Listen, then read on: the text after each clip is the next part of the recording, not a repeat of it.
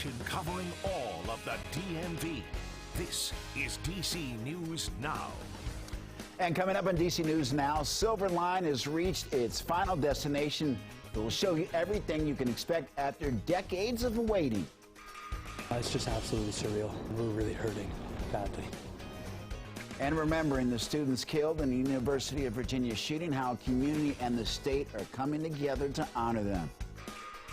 Good afternoon, and thank you for joining us for the news at noon. I'm Mark Hall. It was certainly a chilly start to the morning. Meteorologist Damon Madsen joins us with the latest check on the forecast. Hey, Damon. Hey, Mark. Yeah, indeed. It's a DMV first warn day because we got some wintry weather rolling through parts of the viewing area. I know, words that a lot of people don't want to hear me say, but yes, light snow is falling in certain places. Just how much snow should we expect, and when might things start to clear up once again? We'll have updates for you coming up here in just a bit. Okay, Damon, thank you. Breaking now, D.C. Fire is on the scene of a working fire in a multi-story building. It's on 24th and G Streets in Northwest and Foggy Bottom. We are working to confirm more details, and we will have a crew right now on the way, and we will bring you the latest once we know more. Well, happening today, it's a new day for Metro. After years of delays and construction issues, the transit agency has finally cut the ribbon to 6 brand new stations. One of them will now take you all the way out to Dulles. DC News Now's transportation reporter Joseph Omo has had a busy day at Dulles. Joseph, good afternoon, my friend. Hey, Mark, good afternoon to you. A very busy day here at Dulles International Airport. A big day for the airport, also a very big day for Metro as well. I want to show you guys something real quick. This is a 7000 series car parked right here at the Washington Dulles International Airport station, and look, for the first time ever, it says Ashburn on the side of it. Of course, Ashburn being the new terminus of the Silver Line. You mentioned it, 6 brand new stations, take a look, are coming online today in just a couple of hours, actually. Starting off with Reston Town Center, then Herndon Innovation Center, Washington Dulles International Airport, where we are right now. After Washington Dulles International Airport, you have Loudoun Gateway, and then your new Silver Line terminus, the Ashburn station. Guys, this is a very, very long time coming, over 11 miles of new track, and for the first time ever, Loudoun County, Virginia will be connected to the nation's capital via rail. Now, the $3 billion project does come with some controversy, of course. We're coming to the Silver Line extension.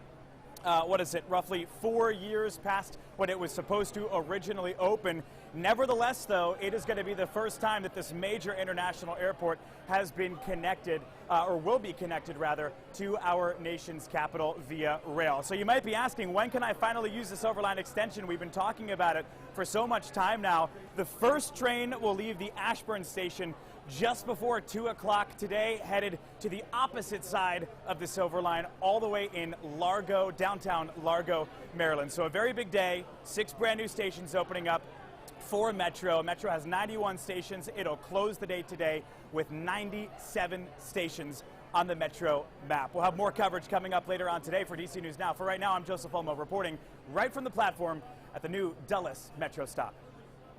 All right, Joseph, thank you. Classes are canceled today for the second day in a row at the University of Virginia as the school mourns the death of 3 football players. The suspect now in custody after a several-hour manhunt. Police say the gunman opened fire on 5 classmates on a bus late Sunday night. Virginia Governor Glenn Youngkin ordering flags to fly at half-staff across the Commonwealth. Meantime, we're still learning more about the 3 victims, Lavelle Davis, Deshaun Perry, and Devin Chandler. Last night, students gathered on campus to remember those 3 young men. Our Max Marcillo was in Charlottesville for the candlelight vigil. Well, if you walked around the streets of Charlottesville, or specifically the grounds of the University of Virginia here, it's just very somber and emotional. A sad day as everyone is mourning the loss of 3 young men that everyone says they lost way too soon. The vigil wrapped up a couple hours ago, and you can see still here at the Rotunda, one of the most iconic buildings on these grounds, candles and flowers and people coming by, stopping by to remember the lives that were lost. The vigil was truly a really moving event. This was hundreds of college students and professors and faculty members. Even a state lawmaker was here who represents the city, and it was silent. Everyone just mourning and remembering and honoring the lives while holding up candles or lights on their phone. We spoke with a couple of students who attended the vigil about what it meant to them, and here's what they had to say. We have this saying in my country that if one part of your community is hurting, your whole entire community is hurting. It's like your arm or your body hurting, and I just felt that. It's just absolutely surreal. You know, there's no meaning in any of this.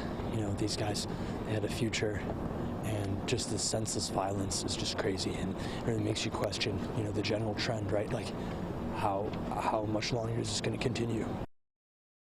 Now, it's important to note that the vigil that happened here was entirely student-run and student-organized. The university's president, Jim Ryan, said that the administration is working to make a university-wide vigil to plan and finalize details. That'll be happening in the near future, but he commended the students here on Monday evening with how much they care about this community and thanked them for helping start the process of this community to come out of a really traumatic and difficult evening. Reporting in Charlottesville, Max Marcella, DC News Now. All right, thanks to Max. We will continue our coverage of the University of Virginia campus shooting starting at 5 p.m. right here on DC News Now. And for the latest, you can always head to our website, dcnewsnow.com. Well, D.C. police are investigating a murder that happened this morning in Southeast. The shooting happened in the 7th District in the 2500 block of Southern Avenue, Southeast.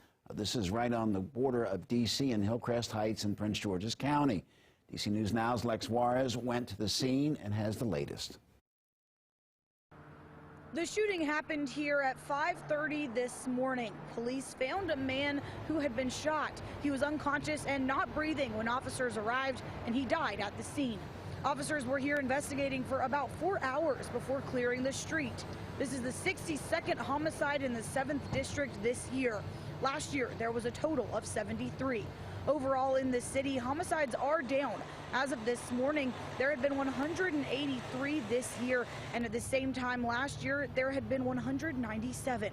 Police expect to release more information about this shooting later today. Stick with DC News Now for those details. In Washington, I'm Lex Juarez, DC News Now. Thank you, Lex. Lawmakers are back at the Capitol and have a lot to do before the year ends. While Democrats still have full control of Congress, at least for now, they hope to get some legislation passed. Hannah Brand is in Washington to break down their agenda. Good evening. Lawmakers are facing a lengthy to-do list, from government funding to same-sex marriage, as some states are still counting ballots. Democrats just clinched control of the Senate, but the House is still up for grabs.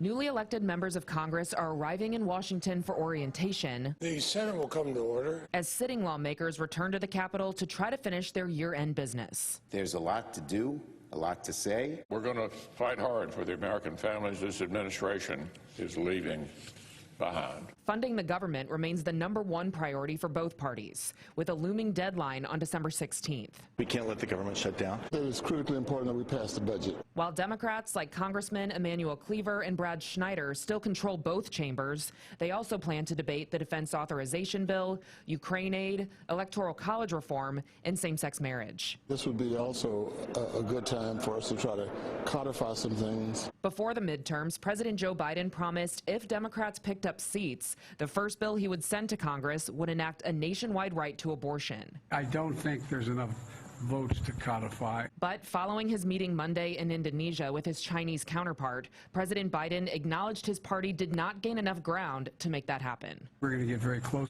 And that was Jesse Turner reporting. Lawmakers are also looking to choose who will lead their respective parties, with House Republicans scheduled to select a leader in a closed-door meeting later on Tuesday.